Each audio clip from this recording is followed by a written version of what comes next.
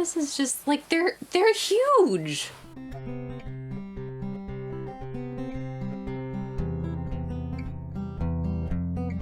Hi everyone. Welcome back to another episode of Rambling Yarn. Whether you are a subscriber or you are new here and just stumbled on this channel, I am so grateful that you are here and that I can share these fun little projects that I've been working on with you. I don't have a whole lot to show you today, and that's totally fine because I've been trying to really focus on getting some larger projects done. It is, spring. We're really in the swing of things with spring right now. It's starting to warm up in southern Maine where I am. It's still chilly enough that you need a sweater and a jacket, and who knows, we could still get frost on the ground. One of the reasons why I'm not planting anything in our as yet to be made garden. But with that, two of the projects that I am currently working on are sweaters. So maybe I can actually get one of these things finished up so I can wear it while it's still a little cold outside. In the last episode, I believe that I showed you the beginning of my Petrichor sweater.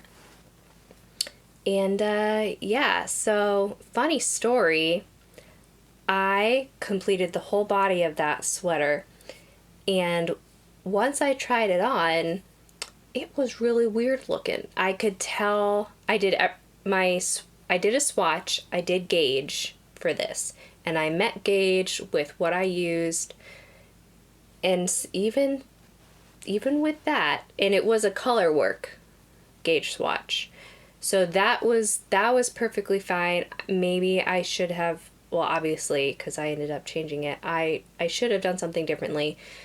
But even in the end, even following everything exactly to pattern and having done all the measurements, once all was said and done, the colorwork looked okay. It wasn't the best that it could be. It looked okay, but then the body of the sweater itself was really large and boxy, and adversely, the sleeve allowance was really not. It was very fitted to an uncomfortable point.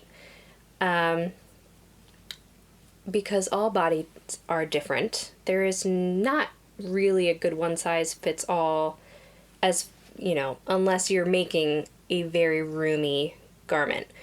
I have noticed throughout my life that my upper arms are they're bigger than the average woman who is my size. That's fine. I've learned to it's easier to just buy clothes that accommodate that, and then things don't look weird. So I ended up, after all of that, after making the majority of the sweater, I ripped the whole entire thing out, and I did some crazy math, and ended up using the same number of stitches. I had originally started with a size 4. So I redid some things and just redistributed, once I finished the yoke, I redistributed the number of stitches for the arms and the torso, and then we did some wonky tailoring. All the math ended up working out fine, and it was really difficult to see all of that work that I had done, even though I had enjoyed it, and it didn't take me a terribly long time. Because after you get through the colorwork yoke, everything is more or less just plain old stockinette with very minimal colorwork in there, like every 3 or 4 rows or something like that. So it didn't take me a long time, but still the amount of effort that went into knitting up a whole body of a sweater, to have to rip that all out and start over again, because you know how close you feel to getting something all wrapped up once you get the body of a sweater done. I mean, sleeves can be tedious, but they go by so quickly. So I was a little bummed, to say the least. but it's worked out, and I'm really glad. I'm so glad that I did that, because I would rather spend more time on something and know that it comes out correctly, tailored to how I need it to fit, and know that I will be really proud of the work that I have done, rather than just trudge through and shrug my shoulders and just do the work but not enjoy it. Like, that's just, it's not worth it. It's just not worth it. So, without further ado, here is the Petrichor Sweater. And I've just been, I'm so glad. I'm so glad that I decided to just take it all out and do it again. I really am. It was a hard decision, but it was the right decision. So I now have a whole entire sleeve done. And that flew by so quickly. So I'm excited to get started on the other side. The yarn that I am using, this dark purple, I believe is called Take Me Home. It's a merino superwash by Laine and Lotus, who is an indie dyer in Connecticut. And the body of the sweater, the main color is a colorway called Carnival Barker. And you can see that it is dotted with little flecks of orange in there. And that is a colorway called Burnt. Both of these colorways are on a BFL, Blue Face Luster, base. Both superwash and both dyed by the wonderful and infamous Taylor Earl of Fiber for the People. And if you have not seen any of my other episodes,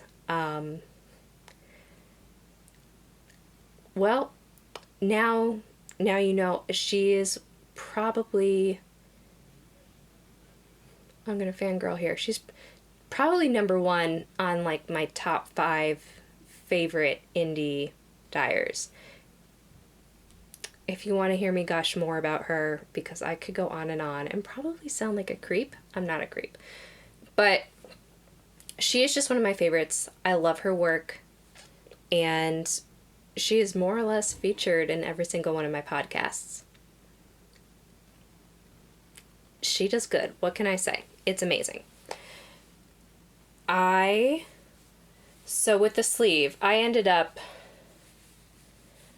going, and the sleeves themselves, I believe, the way everything was distributed, the stitch count in total ended up being the amount of stitches that you needed for a size 4 sweater. Once I did the math and moved things around, the body ended up being made in a size 3, and the sleeves actually are a size 7. When they're not on my arms, they look kind of balloony, which I honestly don't mind. It gives it kind of a really lovely vintage feel. And at some point, probably around here, I actually decreased the stitches down to what they called for in, I think, a size 4. And then I just followed the rest of the sleeve pattern for a size 4.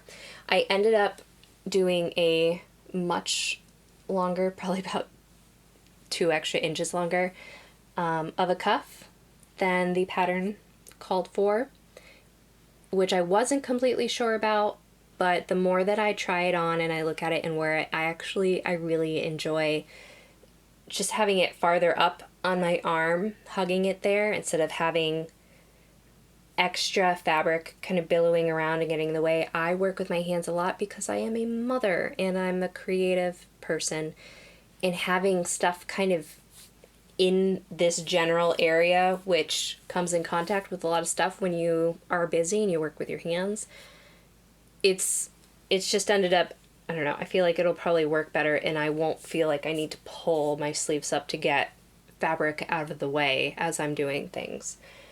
And I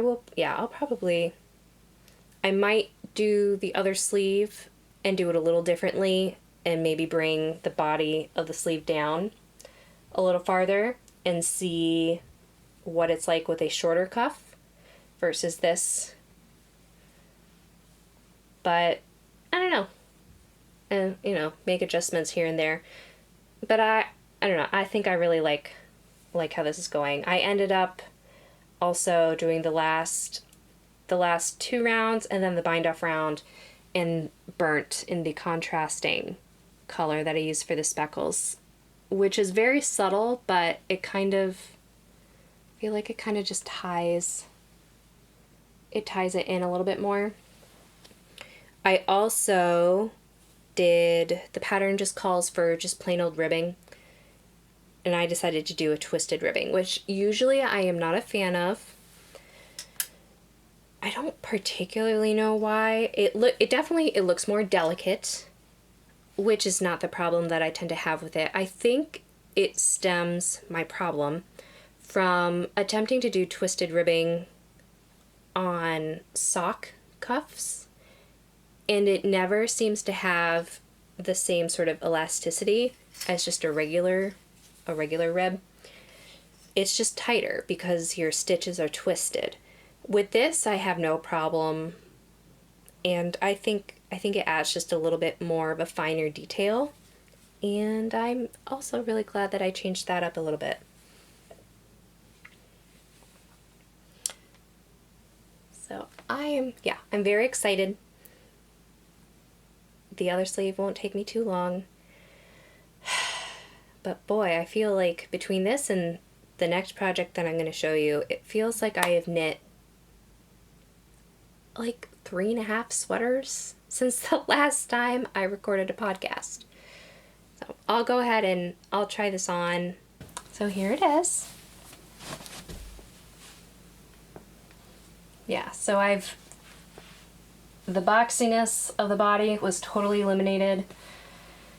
It has just enough positive ease to be comfortable and not super fitted, but I don't feel like I'm wearing a huge billowing bag, which is kind of nice. And then here's it even matches my shorts. It's so great. So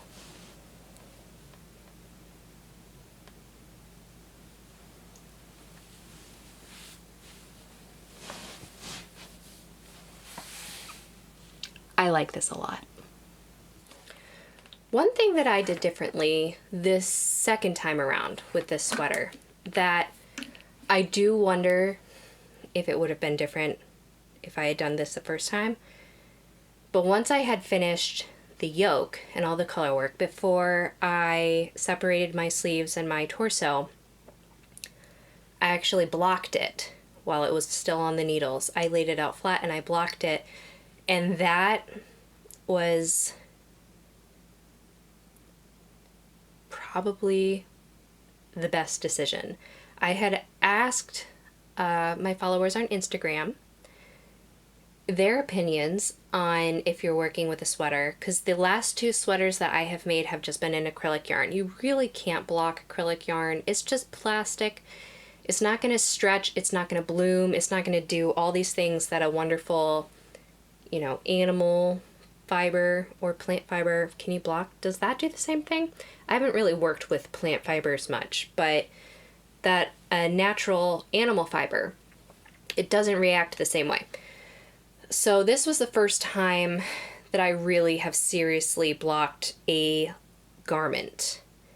And it looked, the second time around especially, the yoke looked so much better than before. I went up and did a size 8 needle, which at times made me a little nervous, and it felt like everything was just going to be huge, considering I worked the rest of the body the first and second time on size 7s.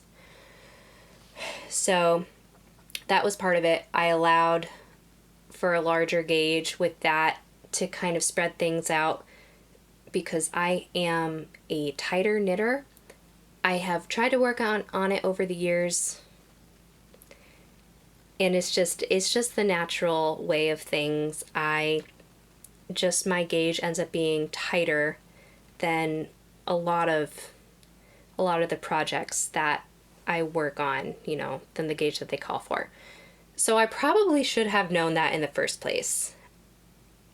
But I learned. So that's something. I learned a little something. So I blocked out the yoke. It looked like 100 times better after it was all dried and blocked, and honestly I could have just hung that thing up on the wall in a frame and just looked at it. It was just really, it was beautiful. And that, I swear, blocking the yoke before continuing on with the rest made a world of difference, and it was amazing. And so now I can't wait to see, it already looks, I mean, to me it looks beautiful, and I'm really excited even without blocking. So to see the rest of the sweater once it's all said and done, blocked and ends woven in, not looking forward to that part, but I never do. I'm excited to see just the upgrade, if you will. So keep you posted on that.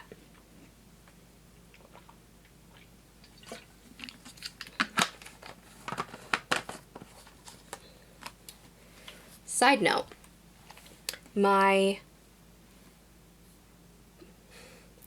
best friend Bella, who I have referred to before as the owner of Bella's Custom Crochets, who is a very talented crochet designer and crochetist.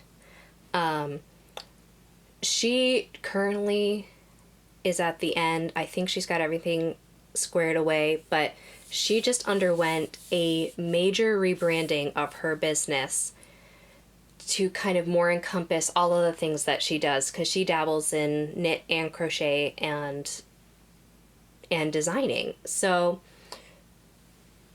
she recently just released her brand is now Fiber and Fox. And foxes, for my side of the family in particular, actually are they hold a very special place in our heart. So this makes me very happy. It's very sweet. But she now, if you look in her Etsy shop, Fiber and Fox, she now has stickers. So if at any point you have seen any of the designs that I have shown you in my past episodes and you've loved them, or you are already a fan of her designs, she's got merch now. Who doesn't love merch? And look, I actually bought a sticker and I put it on something. Bella, be proud of me. Anyways, just a quick shout out. Fiber and Fox, that's her new thing. Well, same thing, new name. It's beautiful, it's wonderful, and stickers, guys. So, PSA. So in between things, while I was kind of stewing over the fact that I had to rip this whole entire thing out, I started a sock, and it's kind of been my in-between when I need a mental break from math and sweaters and all of that. I started a sock. It's called the R&R sock. It is by, I believe her name is Marceline Smith of HeyBrownBerry. You can find her on Instagram. She also she's got gorgeous patterns. This sock is a little different. The pattern is written differently. And, yeah. The pattern is written differently than any pattern that I have worked before. Not in the body of the sock itself, but in the fact that it's a toe-up sock pattern with a heel flap and gusset instead of a short row heel, which was really fascinating. And someday I will actually knit the pattern the way it was written. But because I started this kind of as a palette cleanser, I wanted to do so in a way that wasn't going to create too much mental chaos, because I was already doing so much with the sweater. So I modified the pattern just a little bit. I mean, only in the sense that I started it and I started doing a cuff down, because at this point I'm already very familiar with how you work a cuff down, heel flap and gusset, and toe. That is usually my go-to when knitting socks. And it was very easily modified if you didn't want to embark on a new way to cast on and do something the opposite way. When I did read through the pattern, it did make sense. And someday I definitely will. It was actually reading how you do a heel flap and gusset backwards, essentially, in a reverse order, was fascinating. So I will be trying that technique at some point. This has also worked in Fiber for the People yarn. This greenish part, this colorway is called Verdigris, and I believe it's a 4-ply. And the particular sheep is actually a Polworth sheep, which I think is, if I'm remembering correctly, it's a breed of sheep that is from New Zealand. I'm pretty sure. I could be a little wrong on that. And this beautiful kind of brownish purple, almost like a wine. This is called, it's had a couple of different names, and I think the one that has stuck currently is Kalamata, like a Kalamata olive. And this is just on her 4-ply, which I cannot remember if it's, I think it's a merino nylon and it's 4-ply. I think it's a mix. So I used the Kalamata for the cuff and the heel flap. And this was, it took a little longer than most just because of the pattern on top. Because you have to pay attention. It's easier to pay attention with this because it's worked, as you can see, you're alternating them every other row. So it's easy to keep track of what you are doing here, thankfully. Otherwise, I probably would have been really lost and things would have been a little bit wonky. But thankfully, it was very easy to keep track of. So I only have one, so this, I suppose, falls under a half-finished object. And it's the only one that I have for you today. I will be probably in the next week or two, not immediately, but relatively soon, casting on the sister sock. And maybe these will go to my poor sister, who I think twice now I have told her that I was going to make her a pair of socks. And twice now I have knit the first sock, and that's it. I'm really sorry. I don't know why that is. I will not fail you. Someday she will get a actual whole pair of socks, a whole 2 socks. She will have them. And maybe because this is actually a yarn and pattern combination that I have really enjoyed, maybe it will actually get done this time. I'm gonna hold myself to that.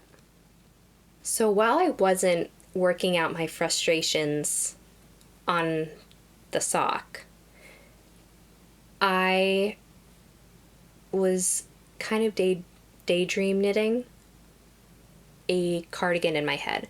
I, for a while now, have had a stash of this beautiful merino nylon 2-ply in titanium, which was bought more or less on a whim, with no plans in particular. It's a fingering weight or sock weight yarn, and I think they're each 400 yards, so I had about 1,200 yards, and I've just been bitten by the sweater bug, and I knew I really wanted it to become a sweater of some sort, sweater cardigan, and I ended up finding this absolutely delightful cardigan pattern by Pip&Pin called the Maema cardigan. And what has kept me from knitting cardigans, especially fingering weight cardigans, in the past is the amount of purling that goes into knitting something that is worked flat instead of in the round. Purling is not hard for me, but I really just don't enjoy it. I don't like to purl as much as I like to just do a knit stitch. And it is the way that it is. And with the Maema cardigan, it's wonderful. It's actually worked in a honeycomb brioche. And I think that it's a variation, possibly her own variation of a honeycomb brioche, which is also something that I have never done before. I've never worked brioche, whether it's one color or a multicolor brioche, and definitely not honeycomb brioche. So this was a new technique for me, and it took a lot of research to figure this out. And I wish that there had been more tutorials, because it is different from a lot of the tutorials that you find for honeycomb brioche on YouTube. But at one point, I did stumble upon this one lady who appears to have been doing a knit-along at some point for this particular cardigan. And in her video, she actually explains the particular way in which this stitch is done. This is the honeycomb part of this.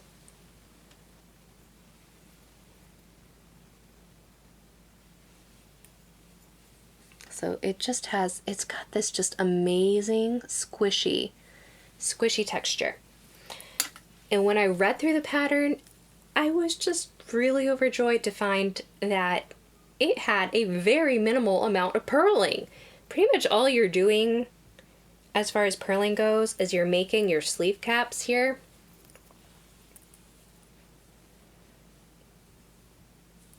Because once you get that done and your sweater, your stitches, you've got the amount that you need for your specific size, you're going to separate, and then your sleeves are going to be worked in the round. So just in a stockinette stitch, which is perfect. And the honeycomb part is actually, you're doing the knit motion on both sides. So it's ideal for me, someone who really avoids purling if I can. And I already know I would make this again. I absolutely would make this again. So once I ripped that whole sweater out, once I ripped my Petrichor sweater out, and I started my other sock, I started this, and I decided that I was going to get to the point where I was ready to separate my sleeves.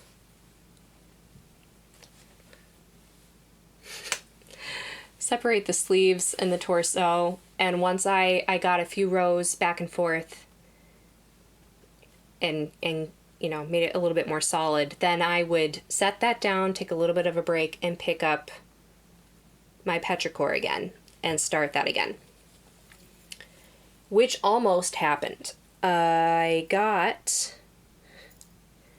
This repeats, I think, the size that I'm working on. I have to repeat this certain pattern 21 times maybe. I got to repeat maybe number 17, 18. And then I did something that I should have known better, but I did it anyways because I wasn't thinking. I was knitting late at night. I finished up my knitting, and instead of putting my project with this beautiful hand-dyed yarn back in its bag to sleep for the night, I just kind of folded it up and left it out. And the next morning I came down to find that the cats had smelled something that they apparently found very interesting in two very specific spots right up in the brioche part. and right up near the collar line, and they like ripped it apart to the point where I couldn't just kind of smooth it down and hide it. I had to take the whole thing apart. So there's sweater number 2. Thankfully it wasn't as far as I was on that one. Second time though, second sweater, had to rip that all back out. And again, in the end, I'm glad that I did, because there were definitely some parts, since it's a new pattern and a new to me technique. You know, there were some parts that they could pass, but they could have been better. So it gave me an opportunity, because at that point I had become more comfortable and confident in this honeycomb technique. So once I started it over again, it did look a ton better. So that ended up being a good thing. A little annoying that I had to do it again, but it's come out so much better. So now, second time around, I think I'm back to where I was when I had to rip it apart. So I am almost there. At this point, I think I will probably yet again get to the point where I am about to separate the body and sleeves, put it down, finish up that sleeve, and then continue working on this and dabble with the second sock in the meantime. And that's really that's all I've got today, pretty much, as far as patterns go. I do want to say I don't really have much of an acquisition section in this point. I haven't actually bought any yarn, especially any like super fancy schmancy hand-dyed yarn, but I did get a little bit of a surprise a few months ago. I got a text and a phone call from my mother and one of my uncles. And my uncle and his wife had stumbled upon an estate sale where they were actually selling a whole bunch of yarn. And usually when I think of yarn at an estate sale, it's probably just some old acrylic that some lady has had stashed forever, and it's probably just kind of just not something that I really want. This ended up being, it was all wool, apart from one large, it's not even a skein, it's like a cone of cotton, and one that I think is called a jute, kind of hempy. But they found all of this stuff. It was locally milled in the town that the estate sale was in, from local sheep, and locally dyed, I believe. And there's I think the total for everything was like under $50. But let me just say that each skein, each cone, was about 2, maybe 4 at the most. So, and a couple of these, just in particular, I just want to show you the massive amounts that I got when I opened up some of these boxes. These are the 2 largest ones that came.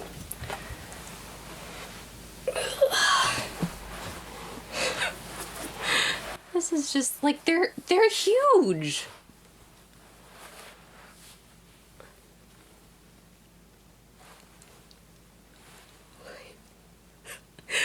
So among these were smaller cones of a more reasonable size.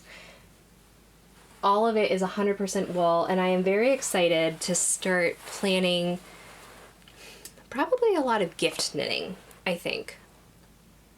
I know someone has already requested some wool mittens and that sort of thing, but I just wanted to show you just how huge these things are. And I just wanted to say thank you to my family, who apparently I am the first person who comes to mind when they see a good deal on yarn. Nice yarn, really nice yarn. I can't even imagine what one of these insanely large yarn babies, because yarn toddler, can't even imagine what it would have cost if it hadn't been at an estate sale. So thank you to my family who thinks of me, and I cannot wait to start creating with this massive amount of yarn that will probably last me like the rest of my life. We'll see. And that's all I have for you today. I'm so glad that you came along with me. If you enjoy the content that you saw today, and if you've enjoyed any of the other content that I put out, feel free to press subscribe. You can find me also on Instagram at the same name as the podcast, A Rambling Yarn, where I definitely update more often and, you know, go along with all the projects and the mishaps that befall me on the way. So feel free, press the subscribe button. Who knows where that's going to be.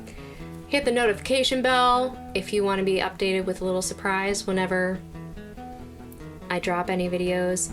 Hoping to do some tutorials soon, but other than that, keep working on your projects. Do what makes you happy. I'll see you next time. Bye!